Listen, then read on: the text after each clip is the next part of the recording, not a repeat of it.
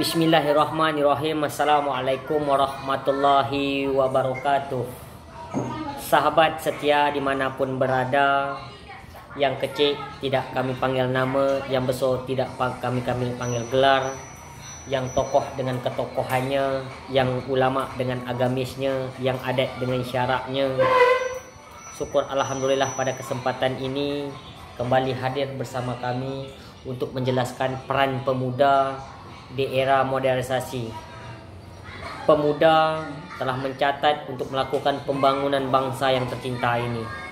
Tahun 1908 peran pemuda sudah menggores di negara Republik Indonesia ini.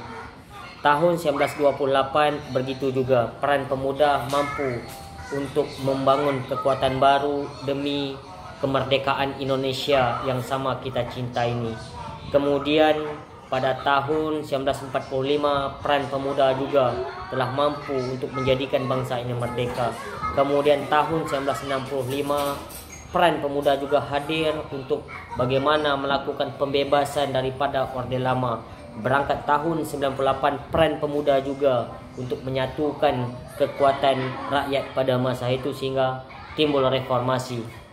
Hari berganti hari peran pemuda tidak pernah lepas daripada bangsa yang kita cintai ini. Ada sebuah kata yang bijak yang harus kita ukir di dalam sejarah membangun bangsa yang berkemajuan di tangan para pemuda. Ketika orang tua tidak lagi berbicara tentang karya dan kerja nyata, di tangan pemuda mampu untuk berpikir tentang karya dan kerja nyata. Ketika orang tua tidak lagi berpikir bagaimana untuk menata hari esok yang lebih baik, di peran pemuda punya waktu yang panjang untuk menata hari esok yang lebih baik dengan ketegasan dan kerja keras yang ia miliki.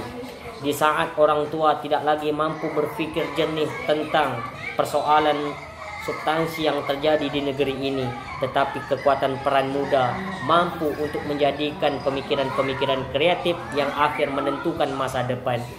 Di saat peran pemuda akan pudar, lalu ada pemuda lain untuk mengubah situasi itu menjadi lebih jeli dan lebih responsif dalam menata hari esok. Tentunya kembali peran pemuda yang produktif ini adalah peran yang sangat strategis yang dinanti-nantikan oleh kita semua. Oleh karena itu, bagaimana mengembalikan semangat kepemudaan yang kita miliki untuk menggapai kekuatan hari esok yang lebih baik. Sahabat setia dimanapun berada, ketika kita berbicara peran muda, kita berangkat daripada elit-elit yang sampai hari ini. Begitu banyak persoalan yang terjadi di negeri ini, semuanya ditentukan oleh peran pemuda. Ketika peran pemuda sudah tidak lagi mampu menjadi solusi di setiap negeri, maka disitulah kehancuran negeri akan menganak pinak. Di saat peran pemuda sudah tidak ada lagi dan menjadi kevakuman terhadap persoalan negeri, dan disitulah orang tua yang tidak tahu apa-apa akan sulit mendongkrak menata kehidupan yang lebih baik. Peran pemuda dibutuhkan dengan semangat dan tekad yang bulat. Peran pemuda dibutuhkan dengan kerja-karya nyata. Peran pemuda dibutuhkan dengan kekompakan, solidaritas dan kolaborasi. Peran pemuda dibutuhkan dengan pemikir cerdas dan kerja keras untuk menumbuhkan semangat berkemajuan dan pembangunan. Untuk itu, sejarah telah mencatat begitu hebat peran pemuda untuk menyatukan kekuatan bangsa. Sayang jika kita habis dan kita musnahkan hanya sedini mungkin.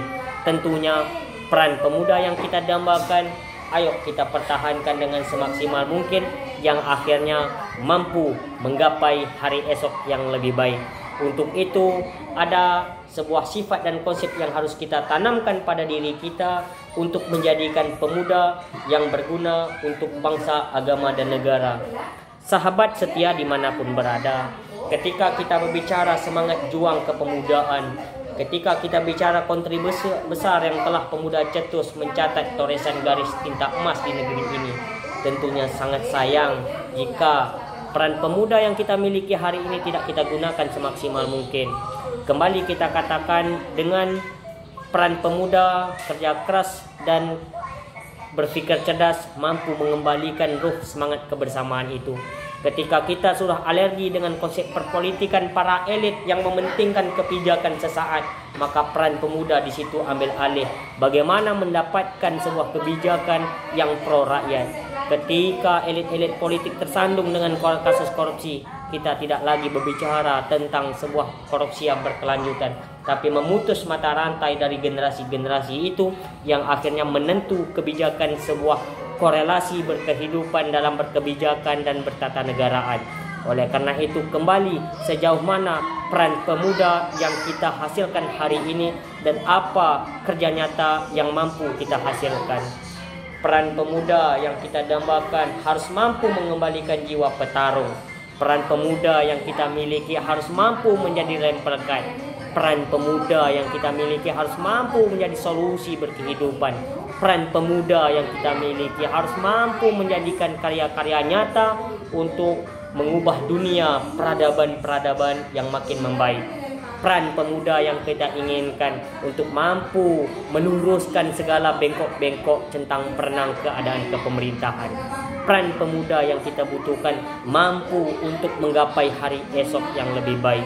Tentunya berpikir cerdas, kerja nyata, optimis, dan tetap semangat untuk menjadikan harapan dan masa depan adalah sebuah keinginan dan dambaan kita bersama.